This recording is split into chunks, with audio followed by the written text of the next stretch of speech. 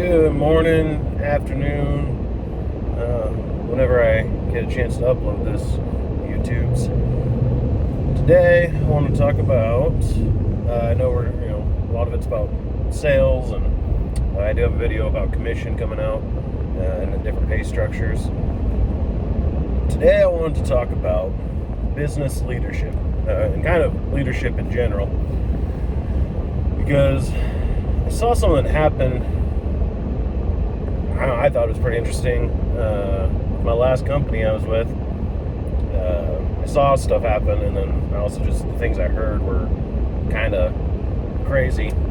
You hear about these things and you think that can't be possible, or why would someone say these things out loud, especially in a corporate setting where everyone is, on edge about HR and anything else, and hurting feelings.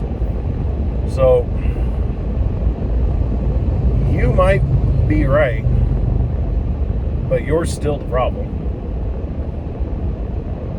That was mentioned a few times, never directly at me or anyone else. It was always in a Teams call or some sort of group setting, and it never settled right with me. And I'll start with I get what they're saying. As far as you might be right, but you're still the problem. But with a day and age where we're supposed to have more emotional intelligence, and companies supposedly are looking for that, which I think that maybe can be another video, but that's a whole scam. They don't really care. They just want you to shut up and do as you're told.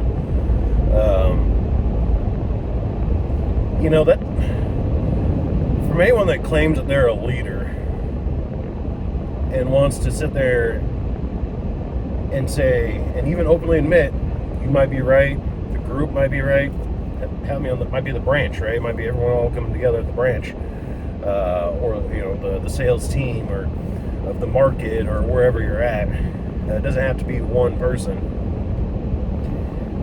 but you might be right, but you're still a problem. And all that's really saying is we don't want to hear about it. Just make things go away, or we'll make things go away for us, which eventually, they shut down branches, they fire people, lay them off, they hide it behind some BS reasoning. And it's kind of unfortunate when you find people that claim to be leaders and not managers. And we don't look for managers, we're about leadership. Leaders, we help hold the team up, and we help guide the team. And but by the way, we don't really want to know anything that's happening that we don't like. And you might be able to put on some blinders and have bombs going off to the right of you. Just because you're not looking at it doesn't mean they're not going off. So it's pretty crucial in any type of leadership role. So whether it's a business, whether it's your relationships, whether it's some sort of group that you're part of, a non-profit, or if you're doing something like Girl Scouts or Boy Scouts, it really applies to anything.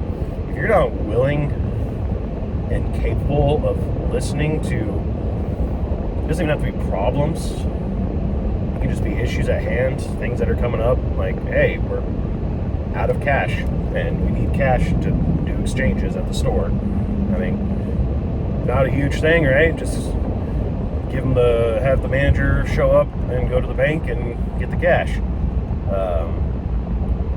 But if you just want to be dismissive and say, oh, I don't want to hear about that, you might be right, but that's the problem. You're always bringing up some issue. It's like, well, no, it just means that we keep pushing off issues, and it could be actual problems over and over and over.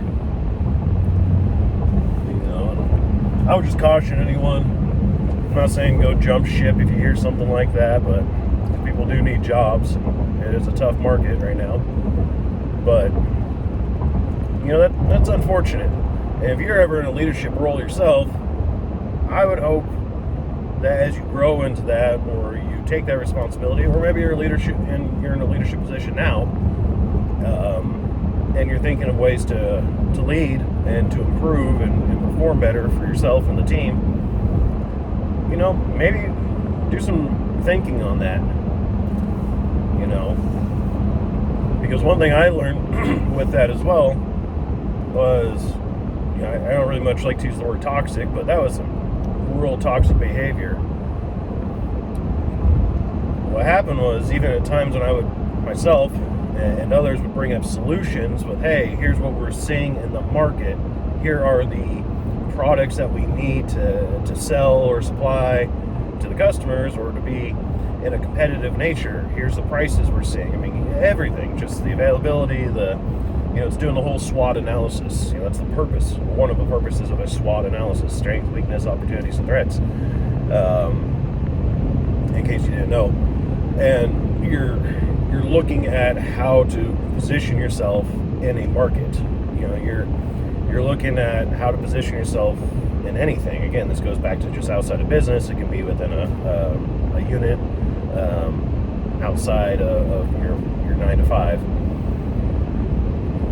So you can bring up solutions, and just because the company doesn't want to implement them doesn't mean you're wrong. In fact, you might be right, like they said, but you're still the problem. I just don't believe in that whole "you're still the problem" part, because what that's doing overall is it's just dismissing you. It's going to make people shut down even more. They're not going to try to bring up resolutions. They're not going to try to bring up solutions. They're not going to bring up issues at all. So when something does break or it's a huge catastrophe, or you wind up having a bunch of people quit because it's insanity, working somewhere, it's just nothing but chaos every single day. You can never catch your breath. I don't ever wish for leadership or hire anyone really to be fired. I guess unless they steal or something of the sort. But that would start pointing to the leadership. They should be held accountable, not the people below them. The whole crap rolls downhill. It's kind of funny, right? Because we laugh, oh yeah, that's what we heard from our parents. If you're ever in the military, even different business, I've heard that. But it's not healthy. It's not good. I'm not saying healthy as far as being so vulnerable with all your emotions, and you have to have a big powwow every 5 minutes. But it's not healthy for growth of a business. You're not growing. Many great business leaders and sales directors and motivational speakers, they all talk about, if you're just at a plateau, there is no such thing as a plateau. You're either growing or you're losing. And I kind of believe in a lot of that, because you have either inflation, and if you don't raise any of your prices, 2 or 3% to try to keep up with inflation, you're falling behind. If you need a certain type of product to be competitive in your industry, for instance, I sold nuts and bolts at one point. If I didn't have any nuts and bolts, I probably wouldn't be very competitive in the market. If you need a truck, or actually, same place, not a truck, a forklift. You need a forklift to help unload your UPS deliveries, your own company shipments, load your own pickup, whatever it is. You can be moving thousands of pounds throughout a day. This was many years ago, and we would show up 6 o'clock in the morning, sometimes 5:30, just because we knew we had to go to another store, another branch, to go get the freight, because the drivers refused to. They're like, we're not going to unload, even though they had a little lift gate, because we didn't have a forklift working. They had broken down, and they refused to. They just refused to drop off. End of story.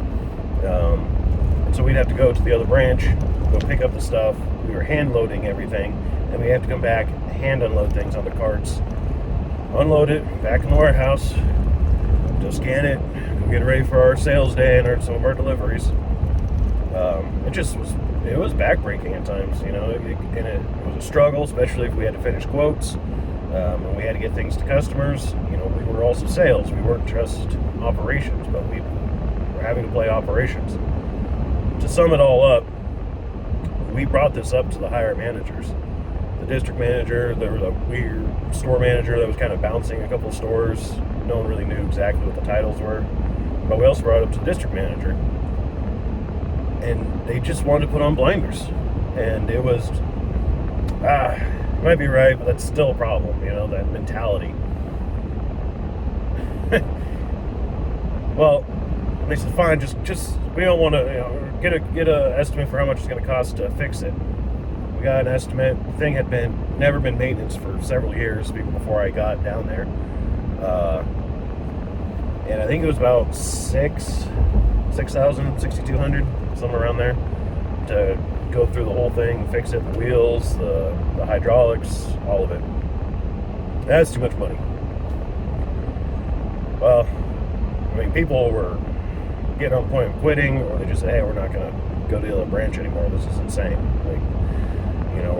We're spending hours a day doing this, and it's just not right. And then it started as we were selling more. The trucks were getting backed up, and then they couldn't drop off at one location, and it just was becoming this whole domino effect of just problems. All because no one wanted to address it that actually had the leadership power to do it. We wound up renting a forklift. We got approval for $2,000 a month for 6 months. I think it was the seventh month that they came and took it away. So, basic math, 6 months at $2,000 a month, you wound up doubling what you would have paid just to fix the problem and just listen to your employees. But you might be right, but you're still the problem. It's just nuts. It's I learned from a good friend, kind of mentor. He was a district manager in a whole nother market, and he had a really good head on his shoulders. Still does. We don't talk as much because I left the company,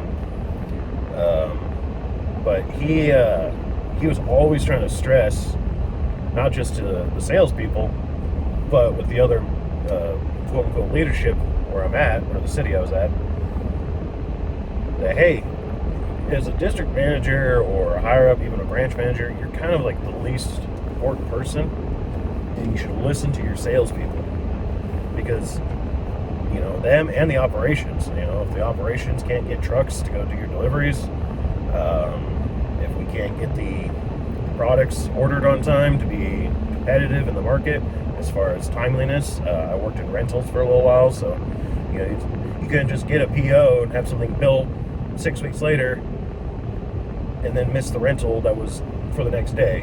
You had to come to the market prepared. But your salespeople, we were seeing the pricing, we were seeing the items out there in the field, and the visiting district manager, he was really smart. He was a good leader because he listened, and then he would formulate a plan. So no one's perfect. I get that, and so you can't find the perfect leader in any organization. You might butt heads at times, and that's just human nature, whether it's business or not. But have the ability to do a lot of self-reflection, and I would just advise, don't come at any issue or topic that's brought up as you're still the problem, because that's just instant shutdown. You're not going to grow as a culture, a family, which I don't really believe in the whole family thing at work. I'll be in another video.